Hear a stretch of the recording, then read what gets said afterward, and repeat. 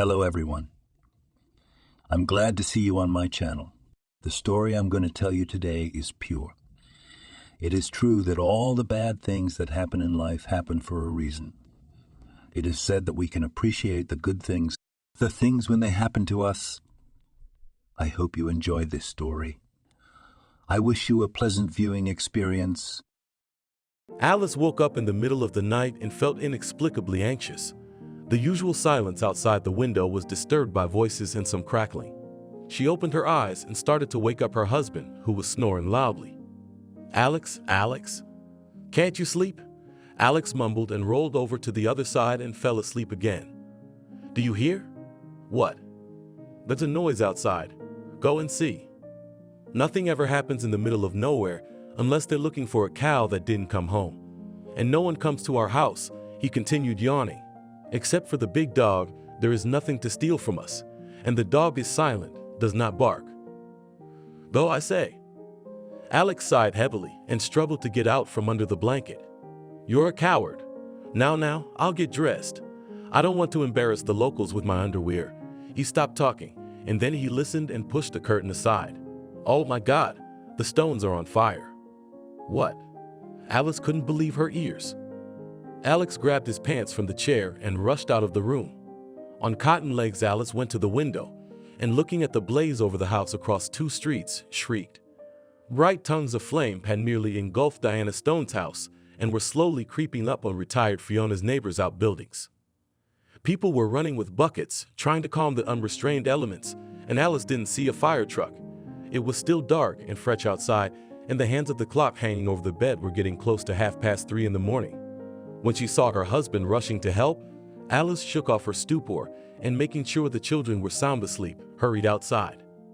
As Alice ran to where the house engulfed in flames, a fire engine appeared on the hillside. Without a siren, it flew at breakneck speed and kicked up clouds of dust behind it. "They're here," Fiona hissed. A local woman stood across the street from the gate of her house, wearing a nightgown over a knit sweater, her usual colorful scarf tied around her head, and a small bag of belongings in her hands. "If they don't put it out, I'll just have to go to the woods," she sighed. "Everything will burn. All that is gained by labor. The grass is dry. The wind is still blowing. The flames could spread to my house." "They'll put it all out." Alice tried to calm her down, watching the firemen uncoiling the hoses. "How could they? By the time we woke them up, by the time they got water from the lake, the house was already gone. I remember when our neighbor's hut went up in flames in winter, it was the same. The whole street put it out, but to no avail." Fiona waved her hand. "Diana and her daughter are now homeless, but at least they managed to escape. I don't like her, but it's not Maybe's fault that her mother is like that." Alice looked at Fiona with bewilderment. The words of the always friendly and good-natured local resident came as a surprise to her. "What do you mean?" she asked cautiously, fixing her long, disheveled hair. "Everybody gets what they deserve. Don't listen to me, I'm just saying. I don't know where they'll go now. They've been living here for years, and Diana has no friends. Her husband ran away. I heard that Diana's mother lives in one of the villages, I think it's nearby. She lives there, but they don't see each other. Not for 10 years. They had a falling out after the wedding. We should call them to us," Alice said. "It's so cold, and there's nothing to wait for. They'll stay with us for the time being. Will you come and have tea with us?" Fiona opened her eyes wide and shook her head. "Don't you dare take her into your house." "Why not?" Alice recoiled. "You live peacefully, so be happy. And with Diana, only trouble will be." Alice pulled up her sweater and looked for the burned-out people sitting on a log nearby. Diana was sobbing and clutching her head.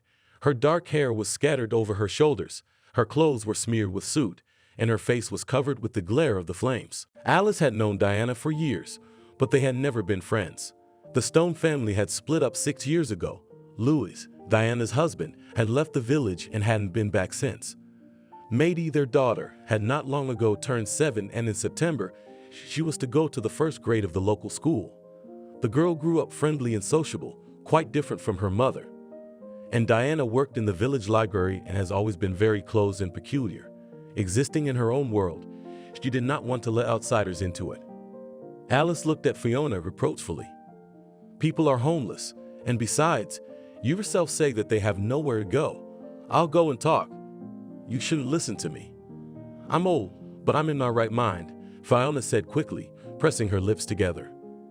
Alice just waved her off, walked over to Diana and squatted down beside her.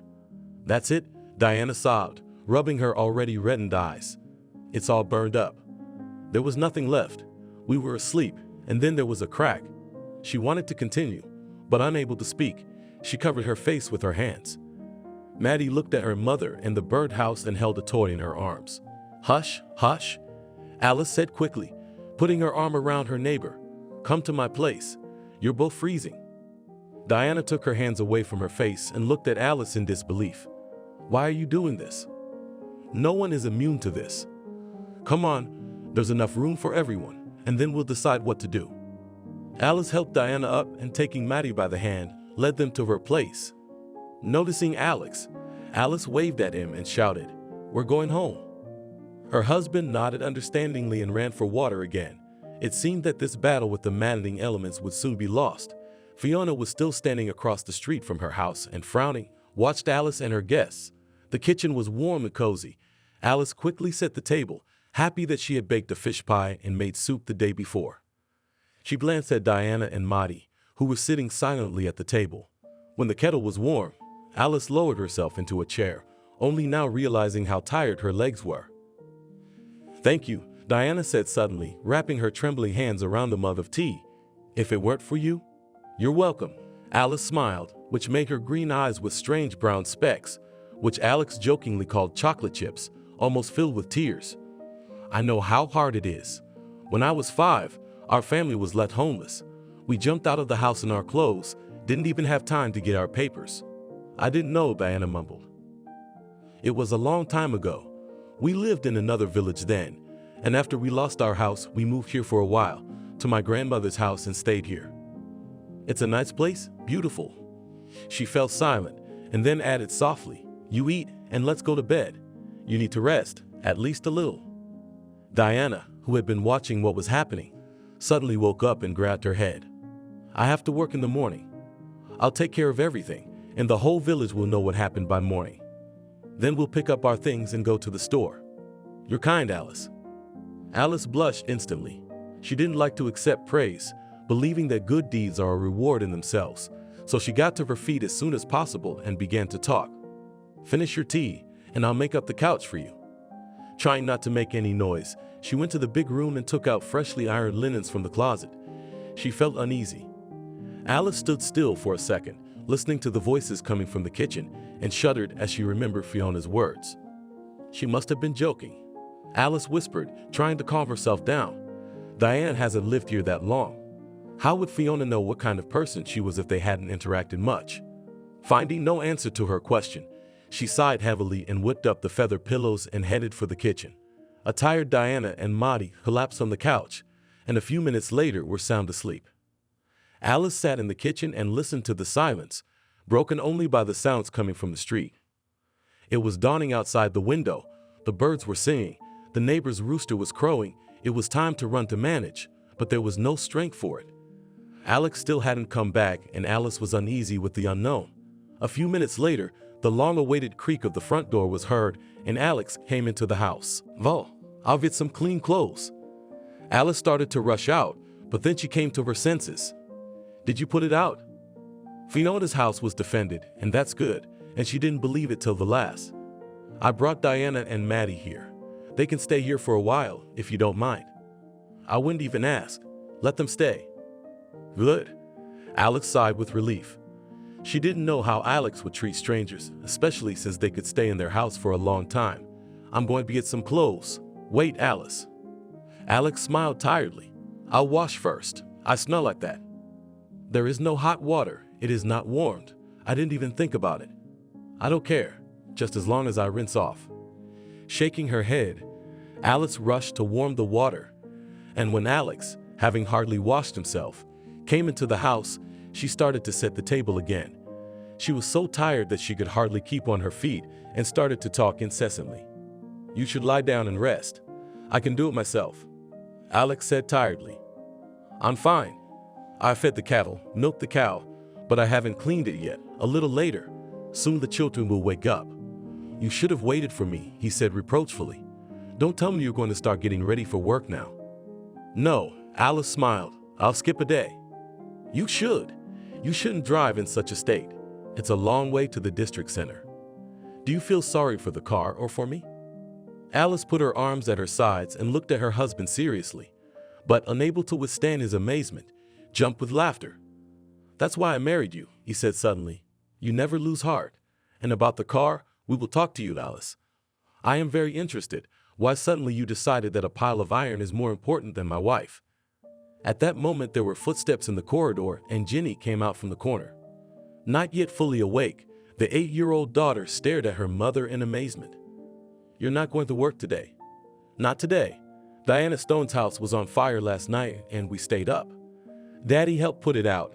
Alice hesitated, then added quickly, Aunt Diana and Maddie are staying with us for a while. They're in the big room now sleeping. Where's the fire?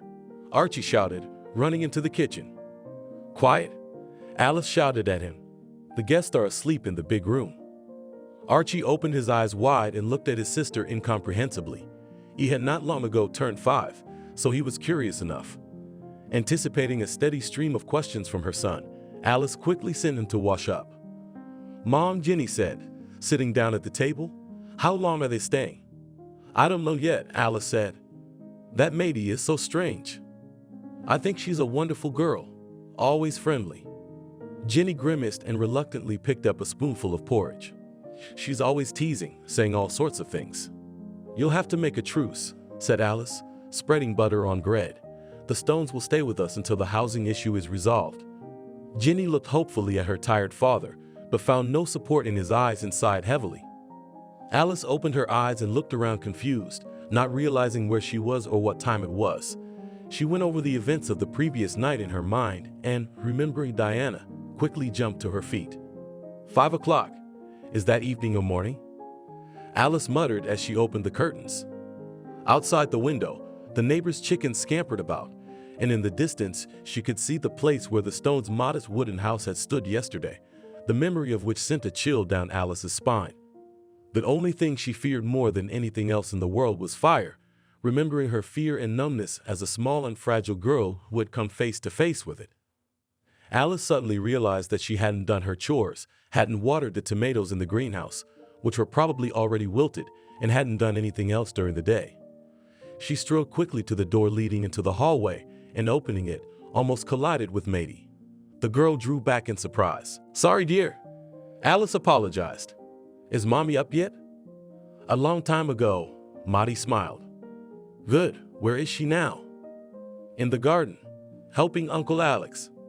Maddie looked at Alice with her sky blue eyes, then suddenly added, You have so many colors. It's so beautiful. Thank you, Alice mumbled, looking out the window at the garden. We do have a lot of flowers. Where are Archie and Jenny?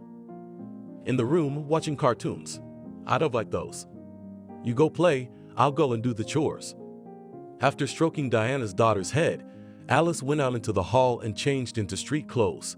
She hurried along the narrow path, surrounded by various flowers, to the cowshed and listened intensely, trying to find her husband. Everything is simple here, Alex was saying loudly to someone. Alice stopped abruptly. At that moment, Diana's quiet voice was heard. I have currants endlessly sick, with everything not sprayed, so I'll take note. Thank you. Oh, Alice, exclaimed her husband and waved his hand from behind the bushes. I thought you were asleep. Alice shook off her stupor and then walked over to her husband and Diana, who for some reason was dressed in men's shorts and an oversized t-shirt. I woke up. I remembered that I did not water the tomatoes and the management. Alice began, looking at the guest. Don't worry, I did everything. Alex waved away. By the way, I didn't dare to look for clothes for guests in your things, so I took what was at hand, from my own. And from Maddie? Alex laughed, and Diana could barely keep from laughing. Jenny gave her her own. Okay, Alice replied, blushing. I'll go make dinner then. She looked at Diana expectantly, and after thanking Alex again, she went into the house. Thank you again, Diana started to say when they reached the porch. Let's use the word you. Diana nodded contentedly. Do you need help with dinner? I'm not much use in the garden, but I can pull weeds or cook. Okay, Alice said. She was surprised to see that Diana wasn't as quiet as she thought she was. She looked much younger than her years, and she and Alice were about the same age, without the big round glasses and the faded blouse she wore to work. When Alice entered the house, she showed her guests what was where and went to the nursery. Archie was watching a cartoon, and Jenny was drawing something in her sketchbook. When her daughter saw her mom, she said, "Maddie thinks we're stupid." "Why would you say that?" "She said so," Jenny whispered. "Mom, will they be leaving soon?" Alice put her finger to her lips and quickly closed the door behind her. "It's rude to ask such things. They don't have a home at all. I told you that while they are staying with us." "Then I won't talk to her." "Suit yourself," Alice sighed. "Me neither," Archie blurted out and went back to watching the cartoon. "Okay, I'm gonna go cook. You guys turn off the TV and go outside. Help your father." Archie wanted to whine, but Alice looked at him so sternly that he immediately jumped off the bed and turned off the cartoons. "Run along. Otherwise, in a month it will already be fall, and there will be no more warmth." After taking the children outside, Alice returned to the kitchen, where she spent an hour in the company of Diana.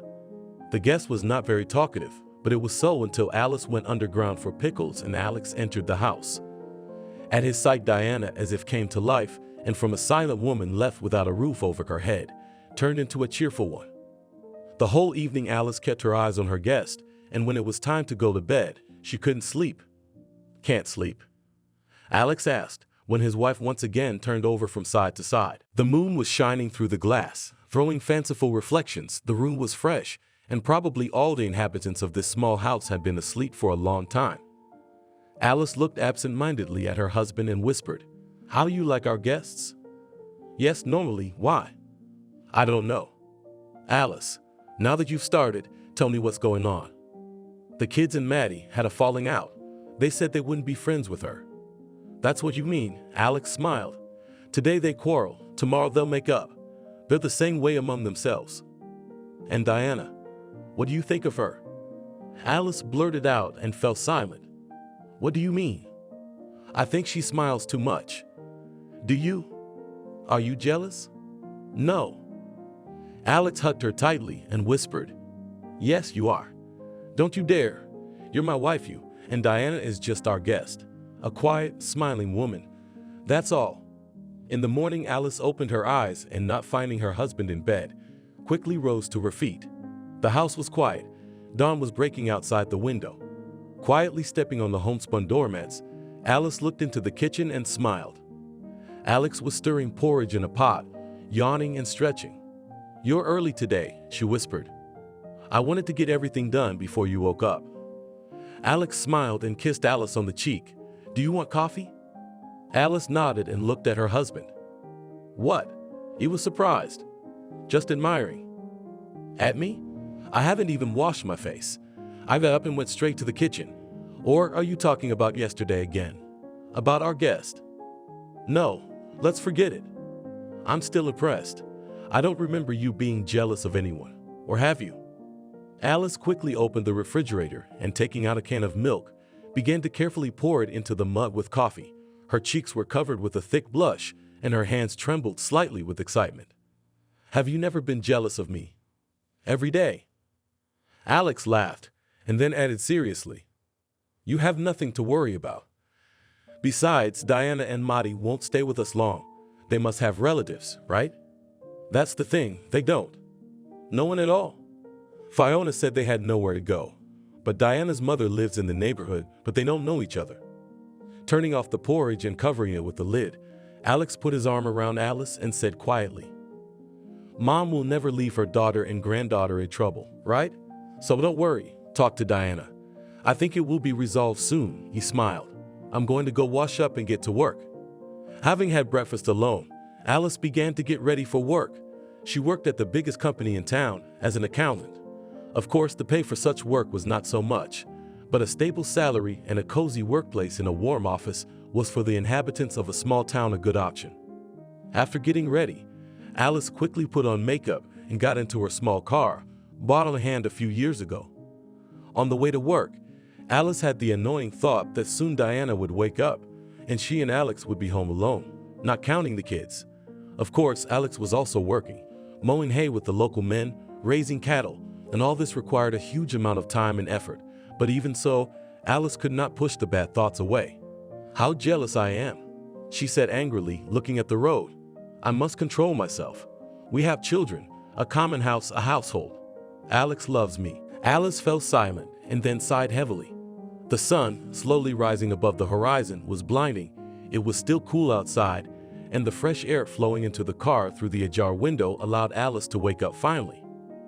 In the distance finally showed a small wooden houses, which meant that in a few minutes she would enter the factory building, and only 8 hours later she could go home. Her colleagues greeted Alice with joy, especially Anna, her close friend, with whom they had worked together for over 10 years. "Good morning," Anna exclaimed, looking away from the mirror.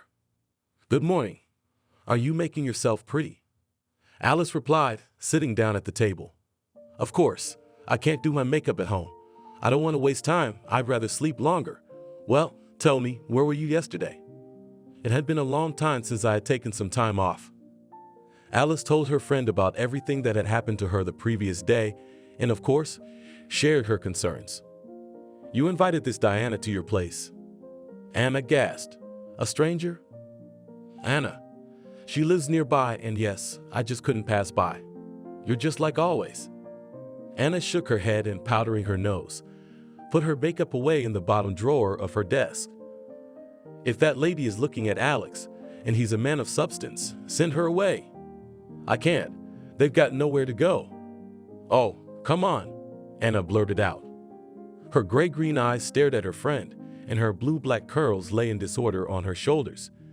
Anna was 2 years older than her colleague and had celebrated her 40th birthday last spring. She had a great deal of intelligence, prudence, and beauty, so she had a lot of admirers, most of whom hoped for a long and serious relationship. But all of them had nothing to do but to be satisfied with little, because Anna did not want to commit herself, and for good reason. "We must get rid of them," Anna continued. "Guests are guests, but it's too much to keep them here indefinitely. It's not for nothing that your neighbor Fiona warned you, is it? Talk to her. I think she might have some interesting things to say if you ask her. I was going to drop by Fiona's today anyway. I hope she's not mad at me. The sooner that Diana moves out, the better. I don't know what's going on." Alice smiled. "You know, even if she's imagining things, Alex doesn't care." "Are you sure?" Anna snorted, pulling the papers out of the folder. "A man will be faithful if you're around and if he really loves you. But when you're not, he can, and that's not our case." Alice interrupted her. Anna pressed her lips together and began to go through the sheets, and then, as if she couldn't stand the pause, she added, "There are other ways. I should know." That was the end of the conversation. Anna began to tell something on distracted topics, apparently trying to avoid a quarrel or misunderstanding. In the evening, when the working day was over, Alice bought a small sponge cake for tea and decided to go to Fiona's house, to apologize for her abruptness and to find out what she knew about the Stone family, who all these 3 years had lived in isolation. "Fiona!" Alice shouted, opening the gate and entering the yard. "Hello? Who's there?" A familiar voice sounded from afar. "I'm already running." "Froska, you've overturned the trough again. What's the matter with you?" "You take your time. It's Alice." From a large wooden building located at the end of the vegetable garden, a piglet squealing and a loud voice of Fiona, who, to all appearances, was arguing with the pig Frozia. After a couple of minutes she came outside and, adjusting the kerchief on her head, strode toward the house. "Alice? That's who I didn't expect to see." The landlady splashed her hands. "What's the matter?" "Oh, nothing much. I just thought I'd drop by for tea, if I may." Alice smiled slightly and handed her neighbor a bag of biscuits. Fiona stared at her neighbor's face for a couple of seconds, as if she were thinking about something, and then she said, "I think I know what you wanted to talk about. Let's go home." The small 2-room wooden house was cool and smelled of geraniums, which decorated the tiny windowsills like bright lights. In the annex that served as Fiona's kitchen was a large stove, and in the corner, over a table covered with a white tablecloth, hung icons. "Sit by the window," Fiona asked. "It's a place of honor for guests. The chair is freshly painted, freshly made, and I knitted the bedding for it. Do you like it? Very nice, praised Alice and settled down on the offered place. The hostess put an old enamel kettle on the fire, and then, placing saucers and cups on the table, sat opposite. While we're waiting for the boiling water, you can tell me about it, though it's all clear to me. Alice raised her eyebrows in surprise. Diana, right? How did you? I've known her since she was born. But Diane has only lived here for 3 years, Alice reminded her. Fiona grinned and shook her head. Her light blue eyes, framed by sparse, short lashes, looked at her neighbor curiously. Her mother, Betty, and I went to school together. We were thick as thieves. Then life divorced. I was here with my husband, and Betty was wandering around the north with her man. Then when she wised up and got divorced, she returned to her native village, where she lives now. Wow. Oh, yeah. Well, tell me what Diana's done now that you're here.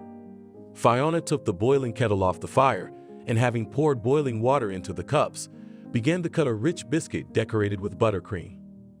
Alice carefully began to tell about what had happened at home. She did not want to offend Fiona, because Diana was her friend's daughter. After outlining what had happened, she asked, "Why doesn't Diana ask her mother for help? They don't know each other." "Good," Fiona blurted out and sighed heavily, noticing the bewilderment on her guest's face. "Okay, if you're with the cake and apologies, then listen. I will start from afar, or you will not understand. Betty was born into a simple country family and always dreamed of a better life. But on her own misfortune, being in love and frivolous girl, got involved with one of the local guys, and after a couple of months came to her mother with a confession. Betty, how could you bring it in your hem? Shame on the whole village. What did you find in it?" Clapped her hands. The next morning, Bee's parents went to the house of her lover and thus decided the fate of their daughter. The wedding was simple. The belly was not yet visible. And in the spring, a charming daughter, Elizabeth, appeared in the young family. Frank did not want to work or study. The family was a burden to him, but under pressure from his parents decided that it would be better to go somewhere far away. Betty took the news of his imminent move to a small northern town in a huff. She tried to talk her husband out of it, but he was adamant. 10 years. For 10 years, she put up with her neglectful husband, and then she decided to run away. After gathering the bare necessities of life, Betty struggled to get to her home, and her mother took her in. And then a week later, she suddenly discovered that she had brought from her husband a gift that was to be born also next spring.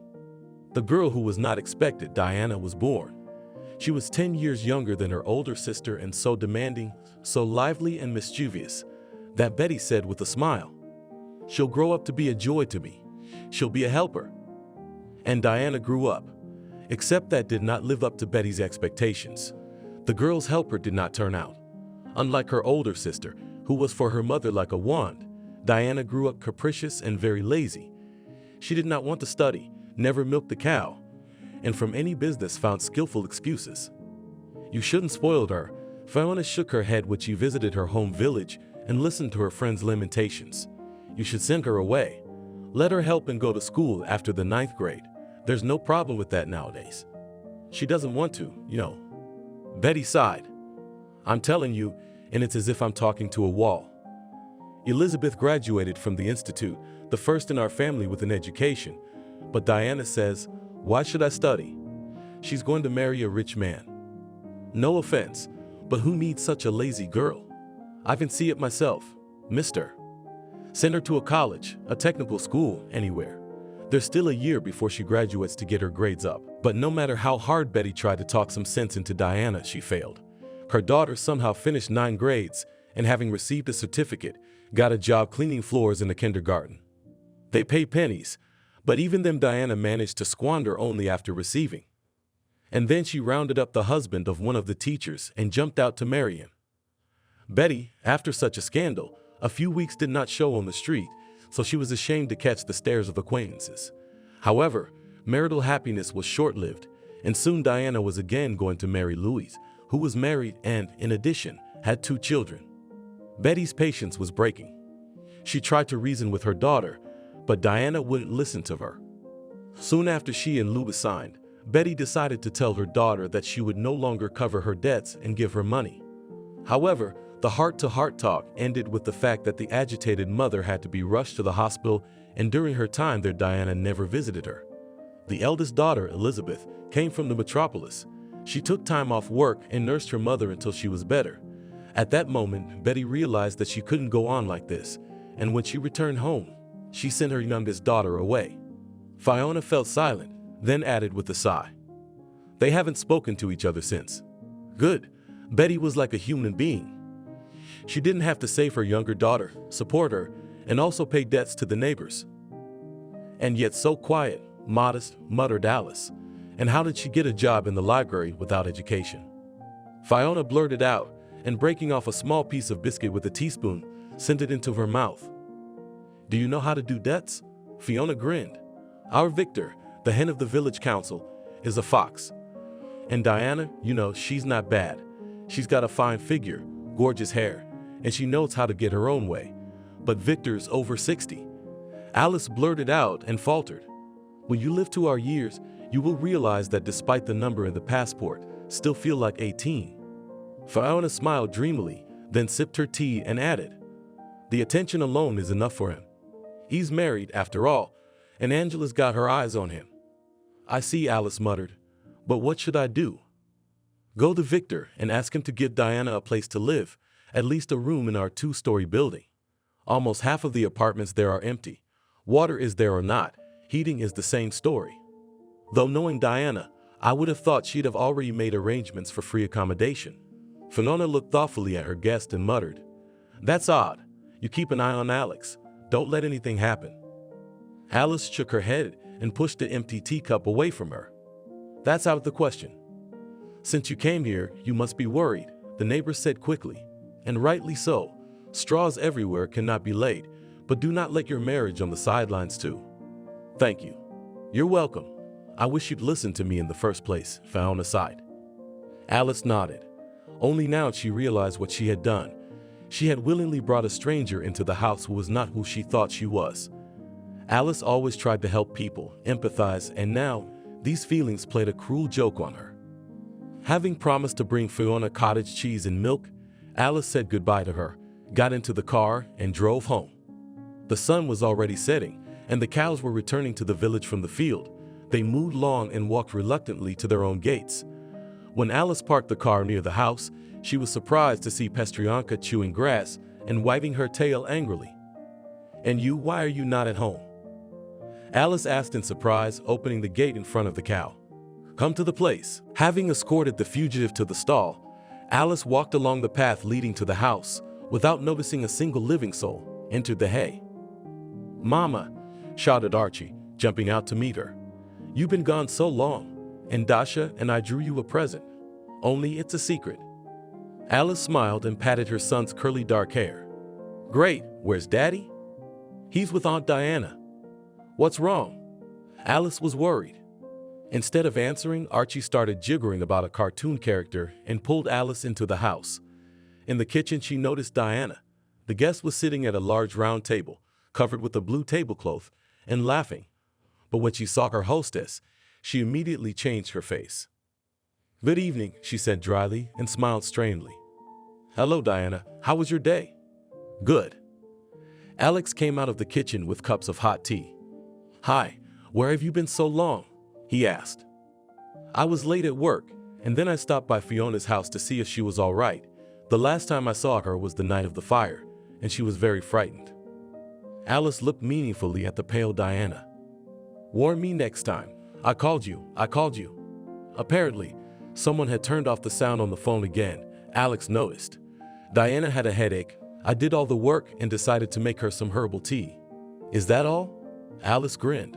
"When I parked the car, Pestrel was bored in front of the house." "Really?"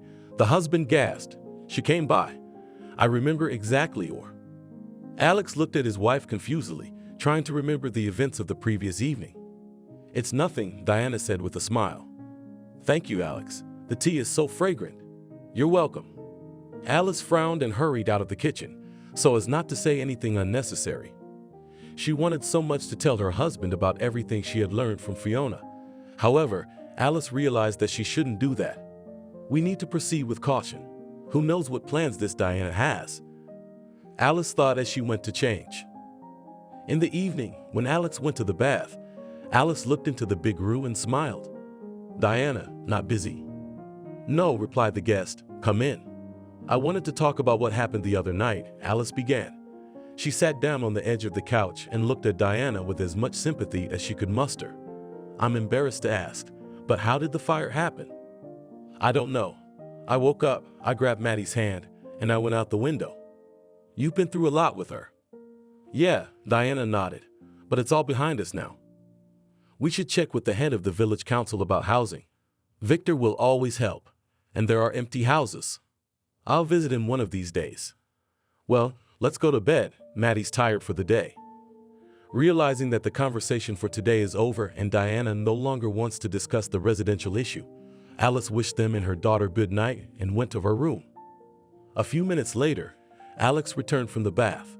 He threw a wet towel on the back of a chair and smiled. "Nice bath." Alex playfully looked at his wife, who didn't react to his words. Alice sat on the sofa and looked at one point. "What are you thinking about?" "Aya? You didn't even notice that I threw a wet towel." "It's nothing." "Oh, tell me what's wrong or I won't recognize you." "Nothing." "Alice." Alex stretched out, taking a seat across from her. Sighing, she brushed her tightly braided hair off her shoulder and whispered, "Diana doesn't seem like she's going to settle on a place to live. In fact, she's taking her time. It's been so little time, she probably hasn't gotten over it yet." "Really? That's why she was giggling at dinner." Alice sneered. "What do you suggest?" "Not to chase them out into the street, and there are no options yet." Alice smiled enigmatically and dropped her head onto the pillow. "I'll find my own options tomorrow," she said dryly and closed her eyes. "You'll see." That morning, Alice got up earlier than usual so that she could stop by the village council and talk to Victor. "Where are you going like that?" Alex asked in surprise when he saw his wife near the mirror. In a flowing dress to the knees, with a deep neckline, Alice looked gorgeous. Her dark hair was scattered over her shoulders, cherry lipstick emphasized her lips, and her green eyes with brown speckles were full of determination. "To the village council, I'm going to go knock out housing for the burned-out people." "Maybe you should wear something more modest," Alex whispered. "Jealous? Of course I am." Alice grinned. "You're right. A wife should be appreciated." "I don't get it." He wanted to ask something, but Alice quickly went out into the hall. Alex rushed after her and stopped her at the door, not letting her go. "What's the hint? Let's talk before you leave the house." "I'm in a hurry." "And about appreciating your wife." "Am I wrong?" "Of course you're right, but—" "Alex, I have to get to the village hall and then I have to get to work. Oh, by the way, Diana's going to the library today too. So you're staying home to take charge and the kids will be with you for the time being. Kindergarten doesn't open for 2 weeks and you know what school is like." But she said she would be home for another week. "What?" Alice was amazed. "I thought you knew." "Well, Diana." Alice jumped out of the house and clutched her purse with such force that a little more would have left nail marks on it. She reached the one-story wooden building where the village council was located in a matter of minutes and was happy to find that Victor was already there. The small room, lit by the bright July sun, was stuffy and very dusty. The bulky wooden desk near the window could hardly hold the piles of papers and various books, and the closet opposite was full of documents. What was lacking here was a woman's hand, capable of turning an ugly room without curtains into a cozy workplace. But Victor considered his office to be his personal territory and would not allow his wife, Angela, to organize it under any pretext. "Good morning, Alice." He said hello. "What are you doing here at this early hour?" "Good morning. I wanted to talk to you about Diana. She is now living with my daughter." Victor coughed, and then offering his visitor a seat, muttered, "Well, that's even better. Tell Diana that the investigation is dragging on. It's unpleasant, but that's the way it is." Alice looked at the head of the village council in confusion and did not immediately realize what he was talking about. "I mean the investigation into the cause of the fire," he coughed. "As I was told, the case has become more complicated and more time is needed. They seem to suspect arson. Is that possible? Everyone here is an insider." Victor leaned back in his wooden chair and sighed. "I don't know what to think. It's a pity for Louis. He's lost his home." It was a big house, but wait a minute, it's Diana's house. No, it was Lou's mother's house. He inherited it before he married Diana. Louis did what a real man would do. He let his wife and daughter live here and left. Not everyone could do that. Victor fell silent and then apologized a lot. I keep saying, what did you want to ask, Alice? From confusion, Alice did not immediately realize why she had come, but taking control of herself finally decided. Diana and her daughter have nowhere to go. I've heard that we have a lot of empty houses, so maybe. Of course, I'd be happy to put a roof over their heads. It's just that Diana hadn't contacted me and I thought she'd already found a place to stay. She has, but they can't stay with us. Our guest is not home, you know. Victor smiled contentedly and, hardly taking his eyes off Alice's brightly colored dress, muttered, "Tell Diana to come to me tomorrow morning. We'll solve all the issues and we'll help with the move. We have good, helpful people." "Thank you," Alice blurted out. "Thank you for brightening my morning," Victor smiled. After saying goodbye to the head of the village council, she rushed to work. Anna, having heard the latest news, just splashed her hands. What a surprise! And this Diana, I see it is not bad, and compared to her, Lou no longer seems a bad man. That's just it, Alice sighed, fixing her wavy strands. I didn't even realize she was living in her ex-husband's house, and Fiona had mentioned it. Maybe she forgot or didn't want to. It doesn't matter. The important thing is that they're leaving soon. You should know how tired I am. It's only been a couple of days, and I feel like this merry family has been living with us for a year. Anna smirked and struggled not to say anything. What about Alex? Is she still acting too clingy? Not in front of me. But I don't know what happens when I'm at work, Alice admitted. I'm also really stressed about her time off. I mean, she was going to work today, saying she couldn't stay home anymore, and now it's like Diana's taking an unpaid vacation. But why? Didn't you realize? Anna asked cautiously. No, don't tell me. Anna waved her hands and remained silent. Alex doesn't see anything. Alice blurted out and began to wave her notebook around. He says that Diana is worried. It's hard for her. Empathizing with a stranger is a red flag. We started out the same way. And you know what happened next? Alice covered her face with her hands. She knew what Anna was implying, of course, but she didn't want to believe that the same thing could happen in her life. 10 years ago, Anna was happily married and had a long-awaited daughter. It seemed that all good things were just beginning. The baby was growing fast and becoming more and more interesting every day. Anna was busy at home, and her husband, Max, was moving up the ladder and had recently been promoted. But one cold winter morning turned Ola's life upside down. She found out that Max was having an affair. Anna expected anything from her husband, an apology, a new lie, but the husband only nodded silently, packed his things and left home, saying that finally met his love.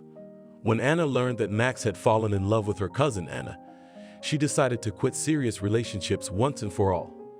She was afraid to fall in love, trusted no one else, and kept a decent distance. When I went on maternity leave, my friend was dumped by her boyfriend, Anna said quietly. I consoled her, often invited her to visit us, and was glad that she was getting better after talking to us.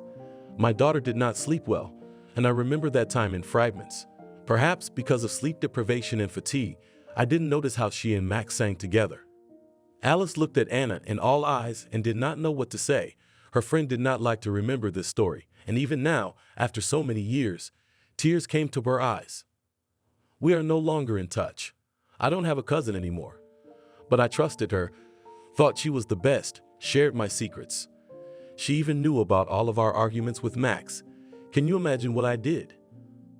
Anna stopped talking and quickly added, don't let strangers into your life, even if they seem kind and sensitive, even if they help and support you. If you don't want to be in my shoes. Wasn't she ashamed? I don't know. The only good thing is that he left her with a baby in her arms, so I guess you could say we're even. A chill ran down Alice's spine. She looked at the saddened face of the bail bondsman and realized that Anna, unfortunately, quite right. July was unusually hot, and the rain that the locals had been waiting for had not fallen for more than 3 weeks. The car was stifling, and the wind blowing through the hot streets was no relief. Parking the car near her house, Alice noticed her daughter sitting on the bench. Hi, how was your day? Alice asked. Jenny looked sadly at her mom and said hello quietly. Hi, it was okay. I guess not everything is. Tell me what's wrong, Alice commanded, sitting down on the hot bench. Did your father scold you? No. Jenny. I don't like Aunt Diana. I don't like Maddie either. Why? They're complaining about me to Daddy. Maddie broke a cup today, and I'm the last one standing. Daddy banned me from watching TV for 2 days. When are they leaving, Mom? Soon, Alice sighed and hugged Jenny. I'll talk to Dad so he doesn't get mad, okay? Uh-huh. Come on, cheer up. You're fine, you're working. I'm here all day. Soon it'll start. Alice smiled. Archie will be off to daycare and you'll be back at school. The unit school? Yes. Come home. Let's drink tea with chocolate gingerbread. I stopped by the store. I know how much you love them. Alice took her daughter's hand and they walked slowly home. Archie was very happy to see his mother back, and that's why he was talking about the past day without stopping. Maddie was smiling happily too, but not at Alice, but at the big pile of gingerbread. Diana was as reserved as ever and seemed to be puzzled about something. At the table she was silent most of the time and answered questions with one-word answers or just shrugged her shoulders. Alice waited with difficulty until the children had gone into the room, and then she said, as if in passing, I stopped by Victor today. He said hello to everyone and promised to look for a place for Diana. Such a helpful man. How great. Alex was happy and looked at the day's guest. Diana, you will have a roof over your head. I should have turned to him at once. I didn't even think about it. Alice was good. Alice smiled and curiously followed the guest, who, judging by the sour expression on her face, was not happy about the news. Victor told me to come to him tomorrow morning, Alice continued. He promised to organize everything and even to solve the question of moving. Thanks, I'll go, Diana mumbled and began to stir the sugar in her tea. By the way, I almost forgot. He also said something about an investigation. It seemed to be dragging on indefinitely. Diana almost knocked over her cup of tea and now stared at Alice, unable to answer. Investigation? Alex was surprised. What kind of investigation? After the fire, they conduct an examination to find out the cause, shrugged Alice. You never know. Well, it's all clear here. Alex dismissed it. The wiring was no good. It's good that everyone is safe. Victor said that it could have been arson, stretching the words Alice said. Nonsense, Diana blurted out. Who would think of harming a simple librarian? I didn't run across anyone's path. I didn't borrow money. What about Louis? You think Louis did it? Alex asked incredulously. Alice hummed and stared at her guest absent-mindedly. The house was his. It was unlikely that Louis would burn his inheritance. Diana jumped to her feet so quickly that the chair she was sitting on fell to the floor with a clatter. Her cheeks were flaming, and her dark chocolate-colored eyes stared at the lady of the house. You're not an investigator. They'll figure it out for themselves, and there's no need to look for someone to blame. Alice didn't say anything like that. Alex stood up for his wife. But Diana wouldn't listen to him. She stepped over the chair on the floor and went into the big room, slamming the door loudly against the jamb. You shouldn't have done that, Alex whispered. They miraculously got out of the house. Don't you think that, Diana? I don't think anything, Alice said calmly and got up from the table. You should think less about Diana and more about your family. Alice, I can't wait for them to move in. Alex, open your eyes for God's sake. She's not who she says she is. What are you talking about? We'll put the kids to bed and I'll tell you everything. Without further ado, whispered Alice, glancing at the door of the big room. The house was quiet. Alex and Alice sat on the sofa and were silent. Finally, he couldn't stand it. Are you sure Fiona was telling the truth? That's not like Diana at all. She's so quiet. Alice snorted. Yeah, a quiet person. So you think she likes me? Alice shrugged. She was sitting on the edge of the couch in the long nightgown Alex had given her last March 8th. There was no makeup on her face, and her long dark hair was braided as usual. Alex looked at her and thought about something. You are as beautiful as you were when we first met. I loved you without makeup and hair, sleep-deprived and angry happy, and I love you now. You are the same Alice for whom I was ready to do anything. He was silent, watching his wife's eyes fill with tears. Do you really think that I would change you? The one who all these years took care of me and supported me, for some strange woman? He looked reproachfully at Alice, and then moved to her and pressed her against him. Alice sobbed and shook with sobs. She was so ashamed, but for some reason she felt incredibly good. Alex had never said anything like that before. Of course, Alice knew that her husband loved her, but he had never been a fan of loud words and believed that actions were much more important. When Alice was sick, Alex took all the household chores and treated her. When she was sad, listened and cheered her up. "I'm sorry," she exhaled, not letting him out of her embrace. "You're welcome." Alex quietly pulled away and added, "You know, Diana's behavior does seem a little strange, but I was always looking for excuses for her. When she is with you, she is silent most of the time, but when she is alone with me, she is babbling and trying to send the guys away. You're right, it's time for them to go out. But how will we get her to? Victor will find them a place to live, and then we'll move them out in no time." "I hope so," Alice sighed, "but I'll have to run around to make sure it happens as soon as possible." They got into bed and turned off the light. Alex was silent for a minute and then suddenly asked, "Do you think the fire was her fault?" "I don't know, but I'd like to believe she had nothing to do with it." "Why?" "I feel sorry for Maggie, and that would be too much, even for Diana." "Diana!" shouted Alice, knocking at the guest's room. "It's time to go." "Where to?" Diana asked, yawning, not opening her eyes. "To the head of the village council." "I'll go later." Alice opened the door to the big room and, seeing the sleepy face of her guest, said, "Get ready. I'll drive you." She said it in such a tone that Diana dared not interfere. With a grunt and a groan, she rose to her feet and went to wash her face. And Matey, hearing the noise, asked fearfully, "Where is Mommy? Is it still night?" "It's morning. It's just the curtains are too thick. Your mom and I are going to run some errands, and then she'll come home. Go get some rest. It's still a long way from breakfast." Smiling, Maddie collapsed into the pillows and stretched sweetly. She looked like such a sweet and fragile little girl that Alice instantly felt guilty. She was embarrassed by her actions. It was one thing to kick a grown woman out of the house and quite another to kick a child out.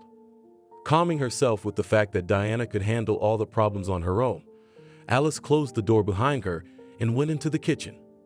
"What's wrong?" "You're not wearing your face," Alex said in a low voice. He was sitting at the table and drinking coffee, trying to finally wake up. "You know, I'm so ashamed." "I realize it's nothing, but still," whispered Alice. "I was taught from childhood to help people. And now what? I'd do anything to get them to move out." "There's a reason for that. If Diana were, say, Fiona, you'd stick with her to the end." Alice smiled. "Fiona would have bargained Victor for a place to live by morning. Wouldn't want to embarrass anyone. I don't even doubt it." "Are you kidding?" "Tell me about it. I'll laugh for the company," Diana said, entering the kitchen. She sat down at the table and looked at Alice with undisguised irritation. "Did you really think that I cannot go to the village council by myself?" asked the guest. "Or am I so annoying? Just say the word and we'll leave." Alex opened his mouth in surprise and, noticing the confusion on his wife's face, said conciliatingly, "We're just worried about you and Marty. There's not much time left before the cold weather. What if the house turns out to be bad? We'll have to insulate, prepare." "All right," Diana said and smiled. "I'm really sorry to embarrass you, but I'm even glad I did. Alice, you're the most loyal friend." "Me?" Alice squeaked. Yes, Diana continued. "I haven't had a single friend since we've lived in this village. It just didn't work out. They're jealous. I don't know. It's true what they say. A friend is a friend in need. So you helped me." Diana smiled sweetly, and Alex quickly left the table and went to the fridge for bread, so as not to laugh. "Thank you," was all Alex could say. "Well, have breakfast and let's go. I still have to go to work. By the way, will you stay home again today?" "Yes, I'll stay till the end of the week. I'll help Alex with the housekeeping and the kids. I don't know how he manages on his own." "That's a good husband you've got there, Alice." Alice nodded quickly and went to wait for her newfound friend outside. The coolness and freshness of the early morning made her stop on the porch. The sun was rising behind the woods, the clouds were blushing, and the morning fog, flowing like a weightless blanket, made it a fairy tale. Alice slowly descended the wooden steps and, throwing off her sandals, walked on the wet grass, which still showed tiny drops of dew. Her feet felt cool, but at the same time so good. Breathing in the incomparable aroma of freshness of this morning, Alice tried to remember it well, so that later, on cold winter evenings, she could remember this short, but so sweet summer. She struggled to put on her shoes and get into the car. Diana was still gone, and Alice thought with sadness that she was busy all the time and lived without noticing anything around her. She hadn't admired the sunrise for a long time, and she couldn't remember the last time she and Alexei had walked under the setting sun, holding hands. It seemed that life was passing by, and she was still spinning in one place and had no time for anything. Suddenly, Alice noticed Diana in the rearview mirror. "Let's go." Diane jumped up and down on the seat. "I hope they'll give us a decent house. I don't want to live in a leaky shack." Victor promised to find a suitable place. If he promised, it'll be fine. Alice glanced at the passenger in the short summer dress, sighed heavily, and pressed the gas pedal. When they pulled up outside the village hall, Victor had just gotten to work. When he saw the visitors, he smiled. "Good morning, I'm late today." "Good morning, Victor," Diana chirped, fixing her hair. "We're early." Alice couldn't sleep. I see. "Well, come in." Once in the stuffy office, Alice sat down on an empty chair and asked impatiently, "Did you find any accommodation for Diana and Marty?" "Yes," nodded the head of the village council. "There are two options. A one-room apartment in our two-story building or a house across the river. You can move into the room. There is a good repair and some furniture, but the house is not so simple." "What kind of house?" Diana was interested. "Maria Robajkina. It suits me." "Wait," shook her head Alice. "Maria hasn't lived in the village for 2 years at least. The house must be in shambles, and there must be a lot of repairs." "It does need repairs," Victor grudgingly agreed. "That's why I would recommend the apartment." Diana jumped up from her chair and said, "We'll do the repairs. And I don't want to go into a 2-story building. There will be no problems with it. Come on, Alice, let's go." "Diane, don't make a rash decision. Think it over carefully," Victor began. "And by the way, be home tonight. They wanted to talk to you about the fire." "Who?" Diana recoiled. "The investigator, apparently. Something's going on over there." Without saying anything, Diana quickly left the office. "Everything okay in there?" Victor asked cautiously. She seemed nervous. She didn't sleep well. "Thank you for your help," Alice blurted out and left. When she went outside, she saw Diana sitting on a rock nearby. Her expression was pensive and her eyes were fixed on one point. "Worried about the investigation?" "No," Diana answered quickly, thinking about the repairs. "It's not going to happen. It takes money and time to rebuild Maria's house. Take the apartment. It's better than nothing. We'll see." "Diana, you have to take it." "Are you kicking me out?" "No, I just don't see the point in turning your nose up at it," Alice sneered. "You're in the wrong position. Of course, we could throw out all options and move in with your mom. She lives in the neighboring village, doesn't she?" "How do you know?" Diana gasped. "One of the neighbors mentioned it, a long time ago." "She doesn't have room for us. The house is tiny." "I'll manage without her help," Diana said. "You drive to work, I'll walk." "What about the apartment?" "Let's get an apartment. I don't care anymore." Without saying goodbye, she quickly walked away. When she got to work, Alice told Anna what had happened. "That's how Diana is." Anna shook her head. "Let her move into an apartment and be happy that she was offered a place to live at all. You, I think, will run ahead of her with boxes, just so that her favorite friend quickly celebrated the housewarming." "You say the same thing," sighed Alice. "I can't get over that fire." "Do you think she burned down the house? But even if she did, why? If you hadn't called her to your house, she and her daughter would have been left on the street. Diana has no friends, and her relatives have cut her out of their lives. What good would that do?" "If I knew, I have to stop by Fiona's house today. I promised her some cottage cheese and milk, so I'll ask her what's going on with the house." Anna nodded and smiled. "Hopefully by Monday, the freeloaders will have moved out and you'll finally be as happy as you were before." When the workday was over, Alice arrived home and wanted to go straight to Fiona's house, but everything went wrong. Alex was in the big room reading the book to the children, and Diana was nowhere to be seen. "Hi," Alice said. "Hello." "Mommy." Archie was happy and rushed into her arms. "How was your day?" she asked, looking at the pensive expression on Alex's face. "Dashenka, please finish the chapter, and I'll pour tea for Mommy."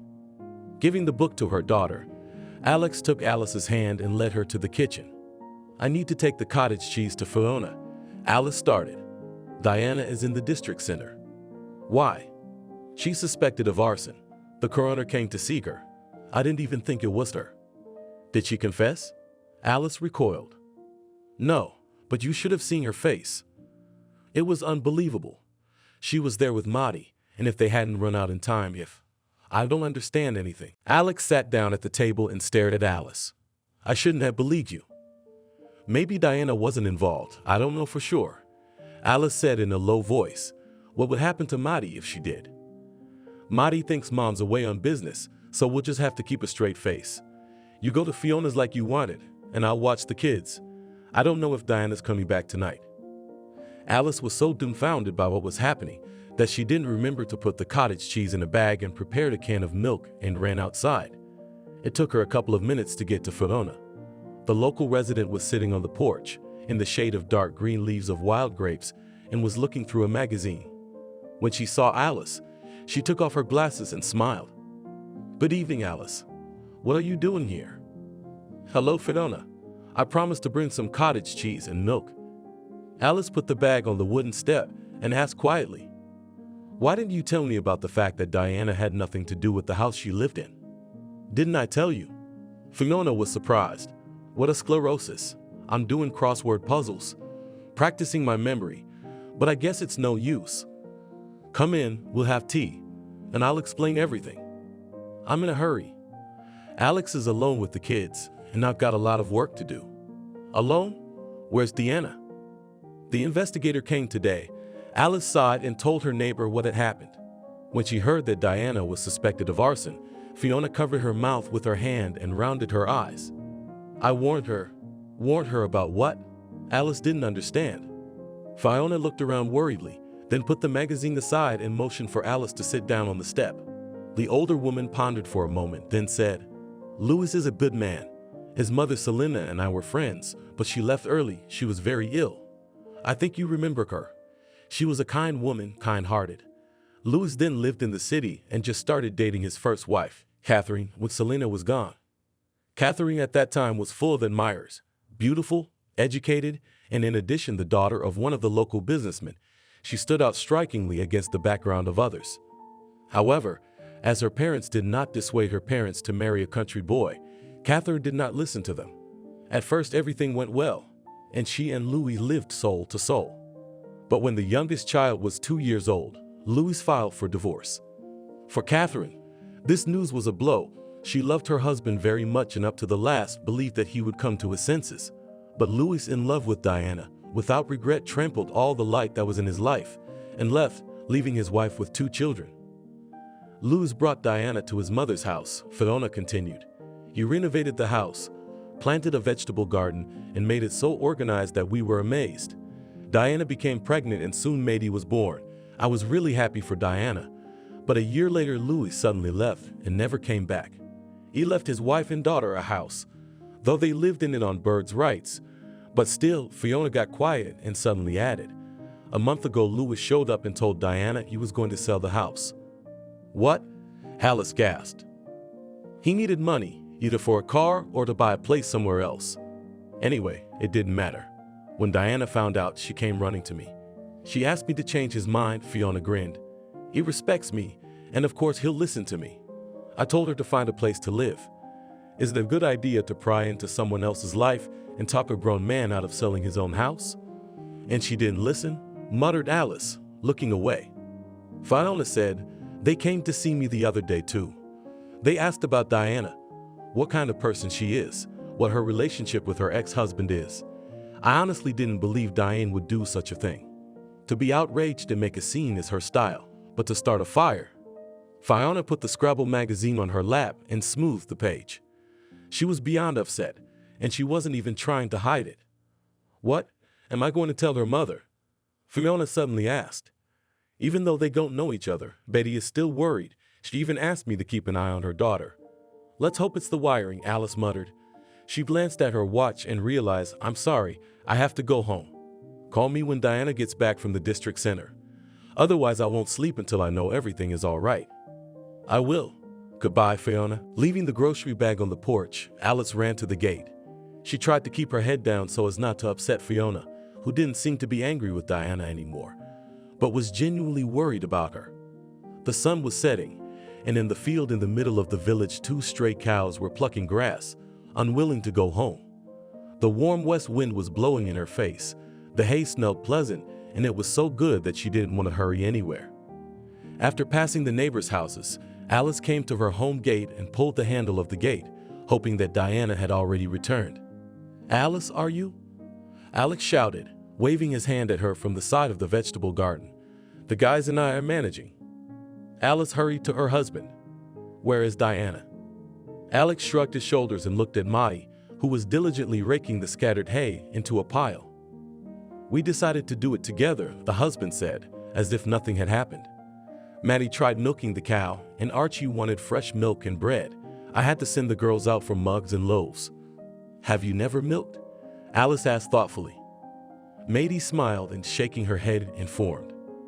"We didn't have a cow, just chickens." "Okay, Alex, I need to call her." Alice nodded and headed for the porch, but no matter how many times she dialed Diana's number, a monotonous female voice answered her that the caller was temporarily unavailable. When it was time to go to bed, Diana never showed up. With a heavy heart, Alice put Maddie to rest and sat and waited until she fell into a restless sleep. Alice did not dare to call Fiona and upset her even more. Alice woke up to a sharp noise. Sitting up in bed, she looked at her husband sleeping next to her and thought at first that she had imagined it. However, after a couple of seconds, voices were heard outside the window. Alice jumped to her feet and carefully pulled back the curtain. There was a car on the road, and Diana and a man standing near it. They exchanged a few words, and Diana hurried to the house. "Alex, wake up," whispered Alice, trying to wake up her husband. "What is it?" "Diana is here." Alex instantly opened his eyes. "Diana, what time is it?" "It's still night. Get up." Alex pulled on his shorts and they left the room. There was a scraping sound from the hay. Apparently, Diana was trying to get into the house. "Why are you locking yourself in?" Diana asked angrily as Alice turned the key in the keyhole and let her in. The house is on the outskirts of the city. In the dim light of the lamp, Diana seemed exhausted and very tense. With trembling hands, she took off her shoes and wanted to go to her room, but Alice stopped her. "Will you explain what's going on? You've been gone all evening. We were worried." "It's nothing. I'll pack my things and we'll go." To the apartment? Alex didn't understand. Nothing is ready there, and it's strange to start moving in the middle of the night. Diana gave him a displeased look and sneered. "I'm going to my mother's. You wanted to get rid of me as soon as possible, so here you are, and don't worry about your things. There's a car waiting for me and Maddie at the house." "Who are you here with?" "A friend." "Well, I don't have time to talk. I'm going to go pack up Maddie." "Why don't we wait till morning?" Alice suggested and asked. "What did the investigator tell you?" "Nothing. I'm in a hurry." Not wanting to talk anymore, Diana went into the big room. She said something to Maddie, shouting at her for her sluggishness, and Alice froze in place, not knowing how to understand such behavior. Alex was the first to wake up. "This sounds like an escape. But what's the point?" Alice whispered. "She and her mother do not communicate, which means that Diana lied to us and will not go to her. And who's the friend in the car? Where did he come from?" "I don't know. One thing I can tell you for sure, it's not Louis." At that moment, a disheveled Diane burst out of the great room. She was holding a travel bag in one hand and clutching her daughter's hand in the other. Maddie was yawning desperately and squinting against the bright light. "Mom, where are we going?" "I want to sleep." "You can sleep later." "Diana," Alice exclaimed, "your departure has something to do with the visit to the investigator." With flashing eyes, Diana sent her daughter to the hayloft, and then closing the door behind her, whispered, "If it did, then what? So the wiring had nothing to do with it?" Alice recoiled. "Why did you do it?" "Louis abandoned me, swapped me for someone else and left me penniless. If you knew what it cost me to get a job as a librarian in this remote village with no education. The only thing he left us was his mother's house. He promised to give it to Mady. Diana's eyes filled with tears. And now he's changed his mind and told us to find another place to live. Do you think I regret what I did? No, not at all. She jumped out into the hay, and in a minute dazed Alex and Alice heard the roar of a car leaving. Alice, someone's here to see you. Not realizing where she was and what time it was, Alice struggled to open her eyelids and saw Alex in front of her. Fiona's here, he continued. She's in such a state that if I were you, I'd get up, and quickly. She wouldn't even take tea. It's about Diana, Alice moaned as she struggled to sit up in bed. I promised to call when Diana comes back from the investigator. It's going to be a fun conversation, I imagine. Should I stay, or should I go back to the police station? Alice sent her husband outside and began frantically dressing. Not knowing how to behave or what to say, she walked into the kitchen and stopped, noticing the stern look of her neighbor.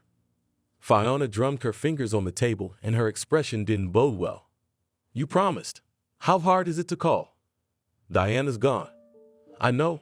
You said she was in the district center, but now though. She came back tonight, quickly packed her things and left again with her daughter. Alice said confusedly, sitting down opposite, said as if she was going to her mother's house. Fiona looked at Alice with all her eyes and didn't know what to say.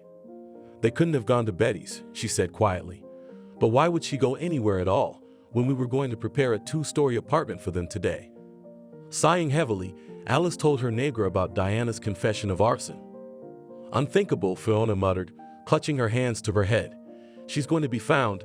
Doesn't she realize that? What do we do now, Alice? For starters, let's have some tea and calm down. Diana's a grown woman and wants what's best for her daughter, so she'll try to make sure nothing happens to Maddie. Maybe she really did go to her mom's. Where's your cell phone? I'll call Betty. It's on the nightstand by the door. The neighbor jumped up from her seat and, finding the receiver, began to dial the number she knew by heart. There was silence, broken only by faint beeps.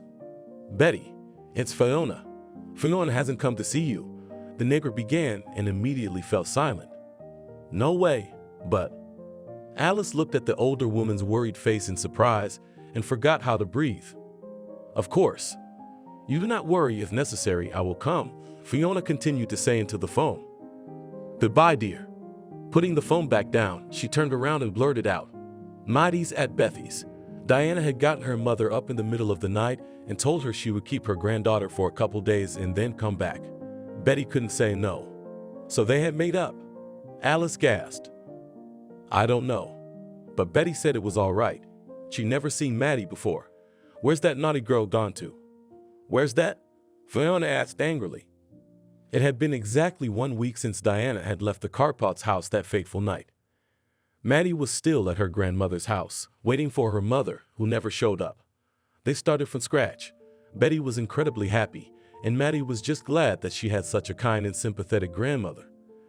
Never before had the girl eaten such delicious pies, never listened to so many interesting stories, and never knew that the ordinary word grandmother can mean so much. That morning, as usual, Alice went to work. But as she got into the car, she suddenly noticed a familiar figure hurrying toward their house. Fiona waved at her, beckoning her to wait. Wait, darling. Fiona spoke up, out of breath. Did you hear what happened? No, Alice answered cautiously. What is it? Diana has been found, and she will have to answer for what she has done. I don't know what will happen now, but I'm afraid for Maddie. Lou doesn't need her because he's seeing someone else now, and Betty is old enough. Would she be willing to keep the girl, if anything? I don't know. Do you think Diane's going to be sent? Spit, Fiona interrupted her. I hope Lou will take pity on her, but who knows how it will be. She sighed heavily and added, It's a good thing she left you and didn't have time to do anything. I was worried about you and Alex. Diana will not stop at anything if money is at stake, because for the sake of them twice already went to the wedding. And that man who drove her and Maddie. Alice muttered. Who was he? Her first husband. Alice opened her mouth in surprise, and Fiona shrugged and said, I can imagine Betty's face when she saw her daughter's old friend. Maddie will stay at her grandmother's house for the time being. She'll probably go to school there too. Betty has forgiven her wayward daughter and even promised to let her live with her. She's stepping on the same rake again. But what can you do? She's her own daughter, after all. After saying goodbye, Fiona slowly wandered toward home, and Alice went to work. All the way to the district center, she could not get out of her mind the words of her neighbor and thought about Diana. Anna noticed at once that Alice was not herself, and waited until there were no extra ears in the office to find out what was wrong. "I understand Betty," Anna admitted. "She's a daughter. Imagine yourself in Betty's shoes. Would you forgive her?" "Of course she would. I really hope Diana realizes how much she's loved and stops acting like a whimsical little girl." "I don't think so. People like her don't change." Anna looked at Alice carefully and, lowering her voice, said, "Be careful from now on, Alice. You don't need such friends." Alice nodded silently. She realized that she had almost ruined her family with a rash act, allowing the woman she didn't know to live in the house for an indefinite period of time. "What about Alex? He's not upset."